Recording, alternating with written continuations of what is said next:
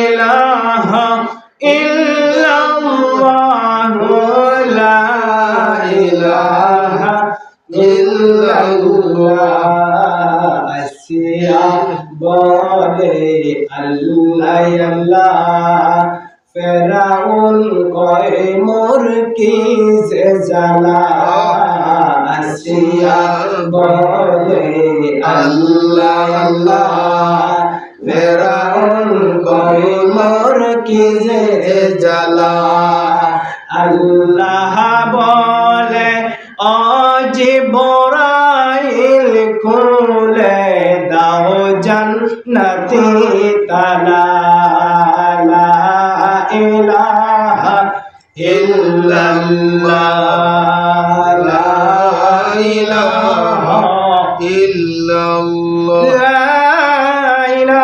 ইল্লাল্লাহ মুহাম্মাদুর রাসূলুল্লাহ সাল্লাল্লাহু আলাইহি ওয়াসাল্লাম। সম্মানিত মুসলমান কিরাম, আজ পবিত্র শুক্রবার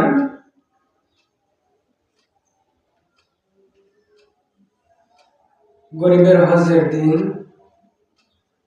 ইয়ামুল জুমা। আল্লাহ রাব্বুল আলামিন আপনাকে আমাকে দুনিয়ার সমস্ত কাম কাজ ঝামেলা থেকে ঝামেলা মুক্ত রেখে রাব্বুল আলামিনের ঘরে আসার এবং বসার তৌফিক দান করেছেন। সেই জন্য রাব্বুল আলামিনের দরবারে জবান খুলে বলি আলহামদুলিল্লাহ। আরো শুকর আদায় করি রাব্বুল আলামিন আপনাকে আমাকে সুস্থ রেখে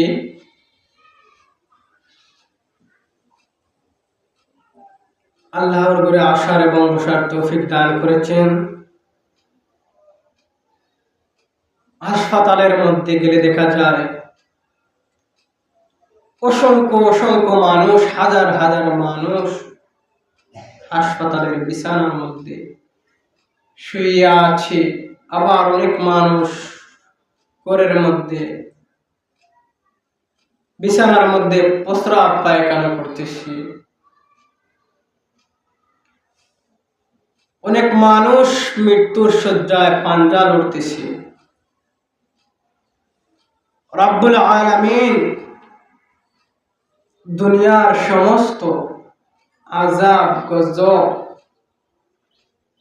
থেকে রক্ষা করে রাব্বুল আলামিনের ঘরে আসার এবং বসার তৌফিক দান করেছেন। সেই জন্য আমরা আবারও জবান খুলে বলি আলহামদুলিল্লাহ। আলহামদুলিল্লাহ। আজকে জুমার আলোচ্য বিষয়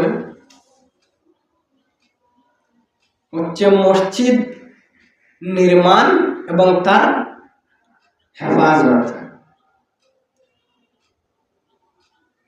মসজিদ নির্মাণ করলে কি লাভ হবে, কি ফায়দা হবে এবং তাহার হেফাজত আমরা কিভাবে করব।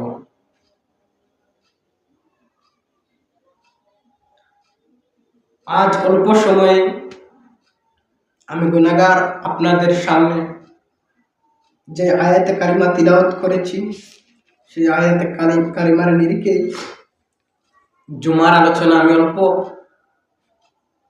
সময়ের ভিতরে শেষ করে দেবো ইনশাআল্লাহ। ওয়া তাওফীক ইল্লা বিল্লাহ। যাই হোক, আমি আয়াত তিলাওয়াত করেছিলাম। আউযু বিল্লাহি মিনাশ শাইতানির রাজীম। ইন্নামা ইয়া'মুরু মাসাজিদাল্লাহি মান আমানা বিল্লাহি ওয়াল ইয়াউমিল আখির ওয়া আকামাস সালাতা ওয়া আতাজ যাকাতা ওয়া লাম ইয়াখশা ইল্লাল্লাহ ফাআশা উলাইকা আন আইয়াকুনু মিনাল মুহতাদিন। আমার আল্লাহ রাব্বুল আলামিন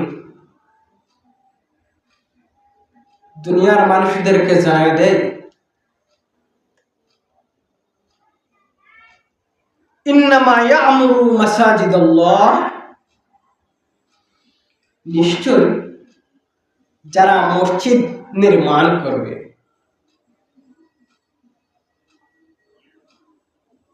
নিশ্চয় যারা মসজিদ নির্মাণ করবে, যে ব্যক্তি মসজিদ নির্মাণ করবে এবং কিয়ামতের উপর বিশ্বাস রাখবে এবং নামাজ ঠিকমতো আদায় করবে, যাকাত প্রদান করবে, আর আল্লাহ ব্যতীত দুনিয়ার কোনো মানুষদেরকে ভয় করবে না, রাব্বুল আলামিন বলেন ওই ব্যক্তি সফল প্রাপ্ত।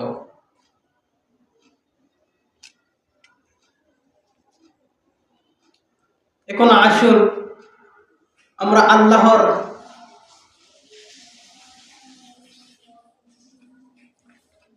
হুকুম শুনলাম, এখন আমার দয়াল নবীজির হাদিসের দিকে আমরা একটু লক্ষ্য করব। বাবাজিরা আমার, বন্ধুরা আমার, আল্লাহ রাব্বুল আলামিন দুনিয়ার মানুষদেরকে জানায় দেয়, দুনিয়ার মানুষ তোমরা মসজিদ নির্মাণ করো। যে ব্যক্তি নিশ্চয় মসজিদ নির্মাণ করবে, যে ব্যক্তি মসজিদ নির্মাণ করবে, আমার আল্লাহ রাব্বুল আলামিন তাকে সফল ব্যক্তি, সফল প্রাপ্ত ব্যক্তি হিসাবে কবুল করে নেবেন। আমার রাব্বুল আলামিন জানায় দেয়, দুনিয়ার মানুষ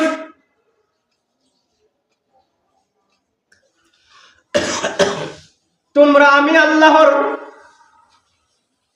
নৈকট্য হাসিল করার জন্য, আমি আল্লাহর ইবাদতের মাধ্যমে আপনি আল্লাহর কাছে পৌঁছাবে।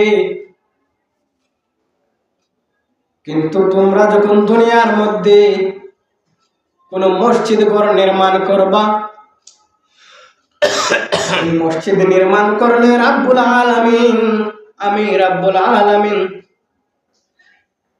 উপর বিশ্বাস রেখে আমার ঘর যখন তোমরা দুনিয়ার জমিনের মধ্যে নির্মাণ করবা, নির্মাণ করার কারণে রাব্বুল আলামিন আমি তোমাদেরকে সফল কাম্য হিসাবে, ব্যক্তি হিসাবে কবুল করে নিলাম। এখন আমার দিনের নবী, দয়াল নবী ডাক দিয়া বলেন, আমার দয়াল নবী হাদিস মুবারকের মধ্যে ইরশাদ করেন, ওয়ানিন নবী সাল্লাল্লাহু আলাইহি ওয়াসাল্লাম ইয়াতি আলান নাসি জামানুন ইয়াকুনু হাদিসুহুম ফি মাসাজিদিহিম ফি আমরি দুনিয়াহুম ফালা তুজালিসুহুম ফালাইসা লিল্লাহি ফিহিম হাজাহ। আমার দয়াল নবীজি দুনিয়ার মানুষদেরকে জানায় দেয়, এমন এক যুগ আসবে, আমরা সেই যুগের মধ্যে এসে পৌঁছে গেছি। আমার দয়াল নবীজি বলে, দুনিয়ার মানুষ, হ্যাঁ আমার সাহাবাগণ, এমন একটা যুগ আসবে, এমন একটা জামানা আসবে, যে জামানার মধ্যে মানুষ মসজিদের মধ্যে বসে দুনিয়ার কথাবার্তায় লিপ্ত হয়ে যাবে, দুনিয়ার কথাবার্তা আলোচনা করতে থাকবে। যাহা মসজিদে এই আলোচনা করার কোনো প্রয়োজন নাই, তোমরা এগুলো থেকে বিরত থাকো। আমার দয়াল নবীজি প্রায় 1450 বছর আগে গায়েবের বাণী দিয়ে দিলেন দুনিয়ার মানুষদেরকে, আমরা বর্তমানে এই জামানার মধ্যে এসে পৌঁছে গেছি বাবা। আমার দয়াল নবীজি বলেছেন এই এমন একটা জামানা আসবে যে জামানার মধ্যে যোগ্য লোক তার নেতৃত্ব থেকে সরে যাবে, মানুষ যোগ্য লোককে আর নেতৃত্বতে বসাইবে না। অযোগ্য লোক যখন নেতৃত্ব দেবে, অযোগ্য লোক যখন তার মহল্লা এলাকা শাসন করবে, তার দেশ শাসন করবে, এটা হচ্ছে কিয়ামতের আগ মুহূর্ত, কিয়ামতের লক্ষণ। খলিফাতুল মুসলিমিন হযরত ওমর রাদিয়াল্লাহু তাআলা আনহু পৃথিবীর অর্ধেক শাসন করেছিলেন বাবা, অর্ধ পৃথিবী শাসন করেছিলেন। তিনি এমন এক খলিফা, সাহাবায়ে কেরামদের মধ্যে সব সাহাবীরা সাদা সাদা পাগড়ি পরতেন। যখন নবীজির যুগে যখন মানুষ সাদা পাগড়ি পরতো তাহলে বোঝা যাইতো যে তার কোনো কিছু নাই, সে সব কিছুতে পরিপূর্ণ হয়ে গেছে।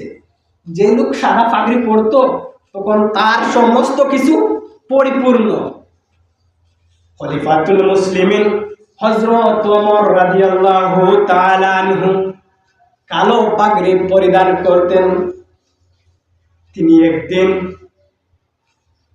তিনার শাসন আমলে এলাকার মধ্যে তিনি গভীরভাবে হাঁটতেন, এলাকার তালাশ করতেন কোন মানুষ খেয়ে আছে না খেয়ে আছে।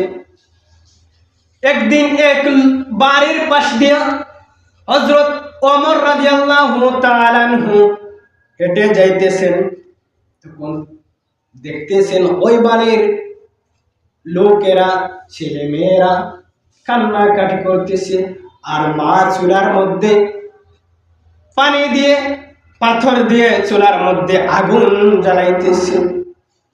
খলিফাতুল মুসলিমিন হযরত ওমর রাদিয়াল্লাহু তাআলা আনহু ডাক দিয়া বলে, মা, হে মা, তুমি কেন গো তোমার সন্তানদেরকে খাবার দিচ্ছ না?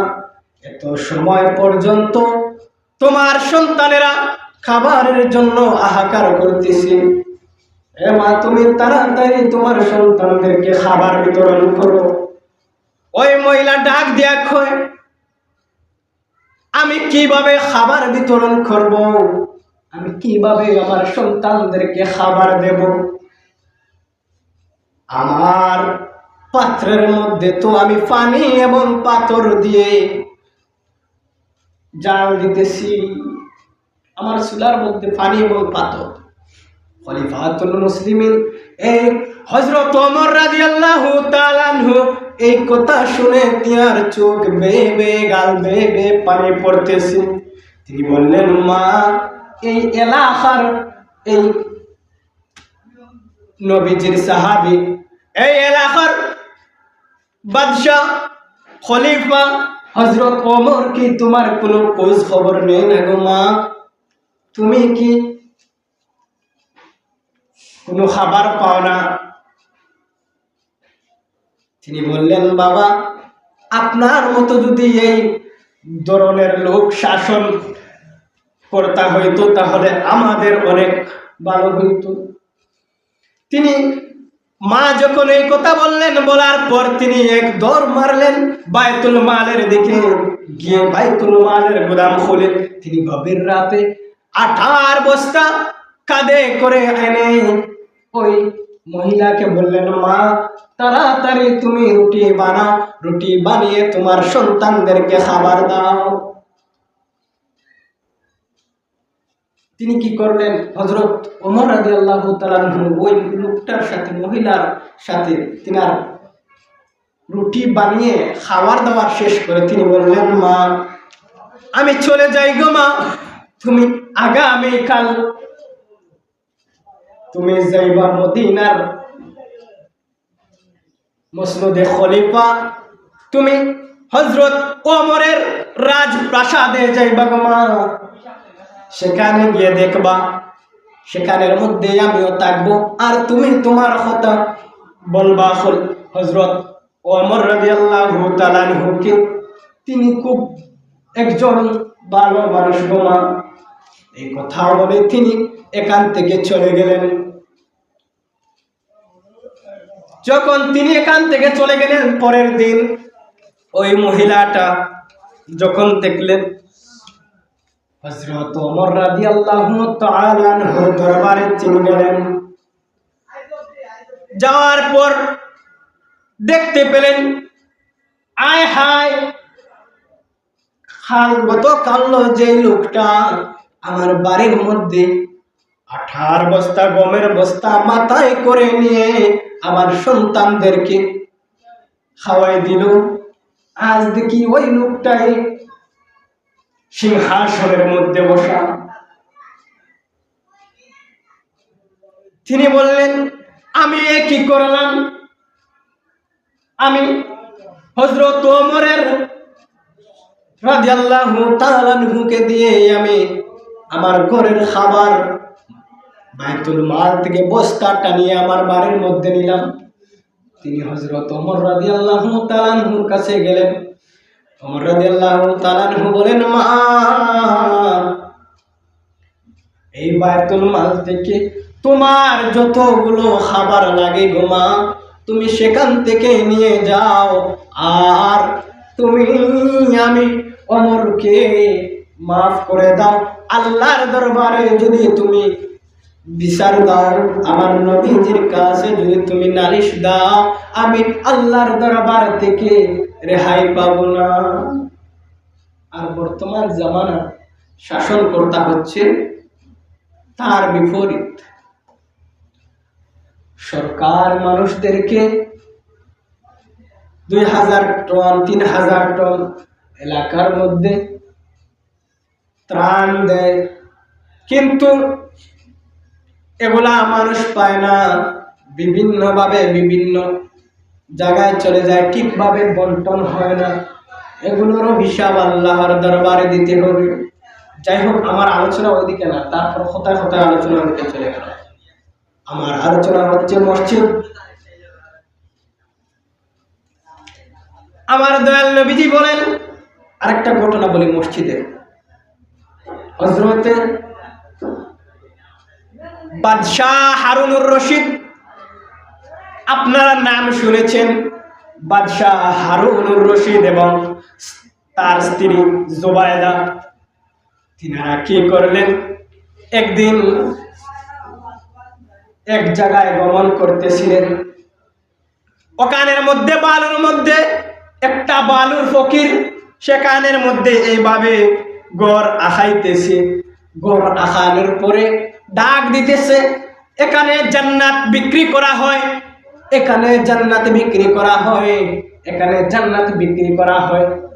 যখন হযরতে হারুনুর রশিদের স্ত্রী জুবাইদা তিনি দৌড়াইয়া গেলেন ওই বালুর ফকিরটার কাছে। কথাগুলো খুব মনোযোগ।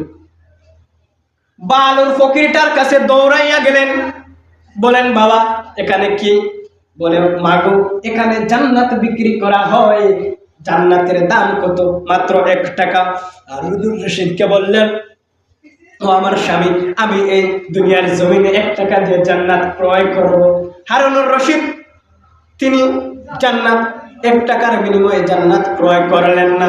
হযরতে হারুনুর রশিদের স্ত্রী জুবায়দা বলে, আমি এখান থেকে জান্নাত না কিনে নিয়ে আমি বাড়ির মধ্যে যাব না। যখন জুবায়দা 1 টাকার বিনিময়ে বালুর ফকিরের কাছ থেকে একটা জান্নাত কিনে নিলেন, এবং বালুর ফকির বালুর মধ্যে এইভাবে একটা ঘর আঁকিয়ে বলল, এই জান্নাতটা তোমার। এখান থেকে যখন তিনি চলে গেলেন, চলে যাওয়ার পর রাত যখন হলো তিনি ঘুমিয়ে গেলেন। একটা মসজিদের নির্মাণ এবং বরকত ফজিলত বোঝানোর জন্য ঘটনাটা। যখন তিনি রাত ঘুমিয়ে গেলেন, ঘুমের পর যখন তিনি নিদ্রায় গেলেন, ঘুমের ঘরে তিনি স্বপ্নে দেখতেছেন জান্নাত হযরতে হারুনুর রশিদের স্ত্রী যে জুবাইদা যে জান্নাত কিনেছিল, ওই জান্নাতের ভিতরে জুবাইদা বসবাস করতেছে। কিন্তু যখন বসবাস করতেছে, তিনি কি করলেন? ইচ্ছা করতেছেন জান্নাতের ভিতরে ঢুকবেন, জুবাইদার কাছে যাইবেন, তিনি আর ঢুকতে পারতেছেন না। তিনি স্বপ্নে যুগে দেখলেন, দেখার পর তাই আর ঘুম ভেঙে গেল। তিনি পরদিন সকালবেলা আবার বালুর ফকিরের কাছে দৌড়ে গেলেন, গিয়ে বলেন, বাবা, তিনি আবার বলতেছেন এখানে জান্নাত ক্রয় করা হবে, জান্নাত ক্রয় করা হবে, বিক্রয় করা হবে জান্নাত 1 টাকার বিনিময়ে। তিনি বললেন, বাবা, আপনি আমাকে জান্নাত 1 টাকার বিনিময়ে একটা জান্নাত দান করেন, একটা জান্নাত আমার কাছে বেচেন। ওই বালুর ফকিরটা বলে, হে হারুনুর রশিদ, আজ তো তোমার কাছে জান্নাত ক্রয় করা হবে না, বিক্রয় করা হবে না। হারুনুর রশিদ বলে, হে ফকির, কেন রে জান্নাত ক্রয় করা হবে না, জান্নাত বিক্রয় করা হবে না? ওই বালুর ফকিরটা ডাক দিয়া বলে, গতকালকে যে তোমার স্ত্রী তোমার সাথে আসছিল, তখন তুমি যে আমি বলেছিলাম জান্নাত এখানে বিক্রি করা হয়, এখানে বিক্রি করা হয়, তোমার বিশ্বাস হয় নাই, তোমার একিন হয় নাই, এই জন্য আজ আমি আর তোমার কাছে জান্নাত বিক্রি করব না। এই কথা বললেন। বলার পর হারুনুর রশিদ বলেন, হে বালুর ফকির, তুমি যদি জান্নাত বিক্রি নাই করবা, আর তুমি এই 1 টাকা দিয়ে কি করো? আর ওই বালুর ফকিরটা ডাক দিয়া বলে, বাদশা রে, এই 1 টাকা জমাই 1 টাকা আমি আমার একটা মসজিদ নির্মাণ করি। সুবহানাল্লাহ। আর ওই 1 টাকা মসজিদ দেওয়ার কারণে রব্বুল আলামিন বাদশা হারুনুর রশিদের স্ত্রীকে জান্নাত দান করলেন। এই ঘটনার দ্বারা আমরা কি বুঝলাম? আমরা যদি মসজিদের সাথে সুসম্পর্ক রাখি, ভালো থাকি, ভালো সম্পর্ক রাখি, 1 টাকা পয়সা দান করি, তাহলে মসজিদ হাসরের ময়দানে আপনাকে জান্নাতে না নিয়ে মসজিদ জান্নাতে যাবে না। চেষ্টা করবেন মসজিদের মধ্যে সবসময় 2 টাকা 5 টাকা দিয়ে সহযোগিতা করার, কারণ এগুলা একানের মধ্যে দেওয়া হয় না, স্বয়ং আল্লাহর ব্যাংকের মধ্যে জমা হয়ে যায়। অনেক লম্বা আলোচনা, যাই হোক, সময় মনে হয় শেষ, সময় শেষ, আলোচনা সংক্ষেপ। এখানে আপনারা মসজিদের হেফাজত করবেন, চেষ্টা করবেন মসজিদের মধ্যে। আরেক মসজিদের আলোচনা, কিন্তু আলোচনার সময় শেষ হওয়ার কারণে আর বলতে পারতেছি না। ওই সালিমা গোত্রের একটা সম্প্রদায়ের একটা লোক দয়াল নবীজির কাছে আসলো, ইয়া রাসূলুল্লাহ, আমি মসজিদে নববীর পাশে একটা জায়গা ক্রয় করব, আমি এত দূর থেকে মসজিদে আসতে, নামাজে আসতে আমার খুব কষ্ট হয়। তখন আমার রাসূল বলেন, সালিমা গোত্রের ওই সাহাবীটাকে, তোমার এখান থেকে মসজিদে নববীর পাশে আসার কোনো দরকার নাই। তুমি যখন তোমার বাড়ি থেকে নিয়ত করো যে আমি মসজিদের মধ্যে নামাজের মধ্যে যাব, আল্লাহ রাব্বুল আলামিন তোমার প্রতিটা কদমে কদমে সওয়াব দিয়ে রেখে দিয়ে বরকত করে দেন। সুবহানাল্লাহ। যাই হোক, আল্লাহ যেন আপনাকে আমাকে জেনে শুনে আমল করার মতো তৌফিক দান করেন। আসসালামু আলাইকুম ওয়া রাহমাতুল্লাহি ওয়া বারাকাতুহু।